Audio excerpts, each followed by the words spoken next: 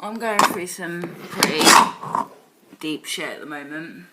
I'm obviously with a new partner now. My ex-partner is still massively on my mind, and that sucks. It really fucking sucks. I feel like he's just there, constantly. We live in the same town. I had to break up with him because he was a crackhead. We both did heroin together, but I just couldn't handle the crack.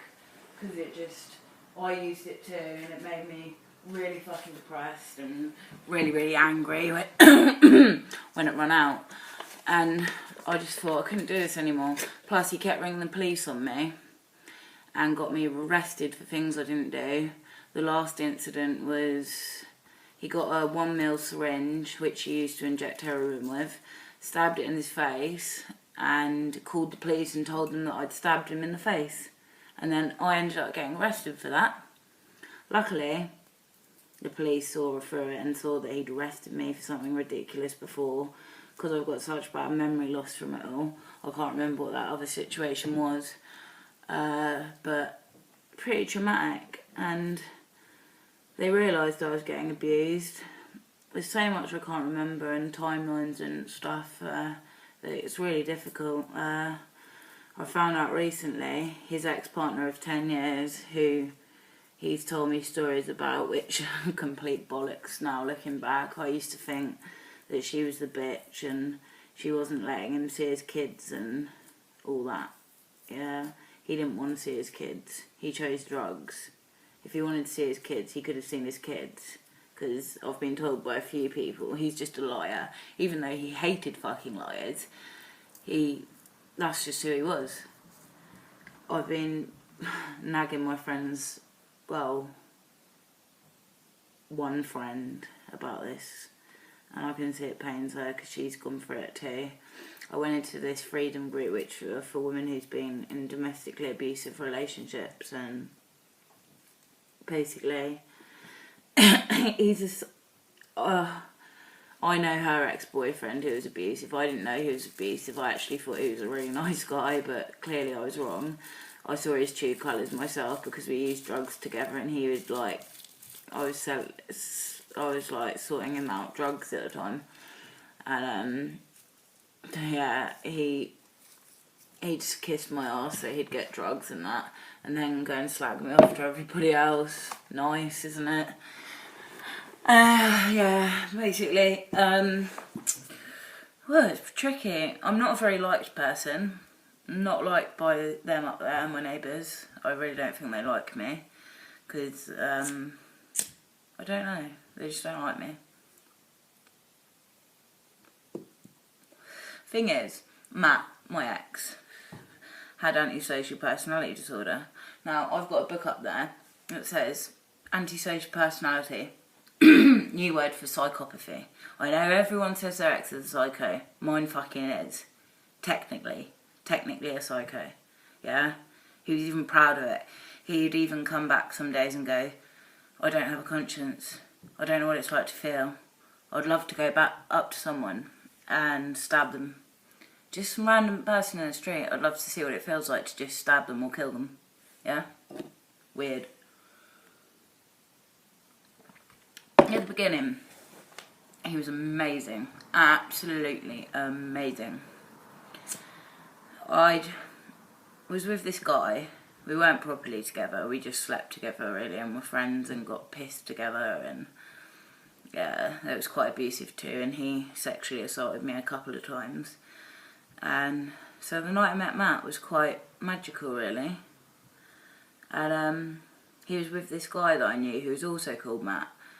And I came outside to meet them, and I was like, oh, who's he with him? He's a nice looking guy. Whew. One of them, you know? So, the other guy is a bit mad. He has schizophrenia. Anyway, he's basically just left us. And then we ended up talking for ages. I was telling him about the situation I'm in with my ex, and I wanted to make things alright. I think I actually even sent a text to my ex that night. So this is about 7 years ago now. Well, about 6 years ago now. So That was December the 3rd, 2012. That's the day we met. Yeah. And we just got on. And, like, he got me. And I got him. And we both had personality disorders. And it was just like, wow. This is crazy shit. This is love. This is what could turn into potential proper love. So, we went to this shop where we used to all hang out where I lived at this hostel. And my friend used to work there and get bits and bobs for this dodgy guy. And Matt I was with brought me a dress that night, and I thought, wow, this is nice. He was also really drunk that night, which I had no idea about, because I'm terrible at telling when people are drunk, and plus he could really hold his liquor. So yeah, that was weird. He just had a baby with his ex-partner. Now this is the weird bit. They'd broken up supposedly that night that I met him. Yeah, whatever. Okay. She had a premature baby the month before, like literally a month to the day that we met. And she was up at the hospital to steal the baby. And he'd go and visit her, but he was never there very long. He apparently told his ex that he'd met me and that he's choosing me over her. But like years later, I found out the other day, talking to her new partner, the ex's new partner, that he'd been texting her from 2013 saying how much he loved her, not asking about the kids at all, just asking about her and how much he still loved her, which I suspected, because he used to always talk about her and how he fucked things up and how he couldn't see his kids, and he just never tried. He never tried to see his kids, which I thought was weird. But I stupidly bought into his little lies. Even his mother, who was like, said to me, I don't know how you survived with him for so long. Like, his own mother said that to me. He was adopted and he had an awful upbringing. He was in and out of care. His adopted dad beat him up.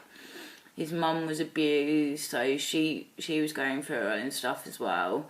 It's very sad, but it doesn't mean you need to turn into the abuser yourself. It doesn't. You can change that. But someone like that can't change that. Basically, he's in prison now. We lived in the same town and we kept bumping into each other. I wrote him a letter last time he was in prison a few months ago saying I wanted an apology and that I'm sorry I got with Graham. Graham was the guy, we all met each other around the same time, and I got with Graham like a few days after me and Matt probably split up. I don't care, like, he got with a 16-year-old and fucking loads of other girls apparently, and his exes and stuff, and so what, so fucking what. Yeah, everyone's happy for me and Graham. And dickhead's still in my head, even though he's treated me so fucking badly, grabbing me by my hair, pulling me out of the flat, telling me I can't cook, calling me fat,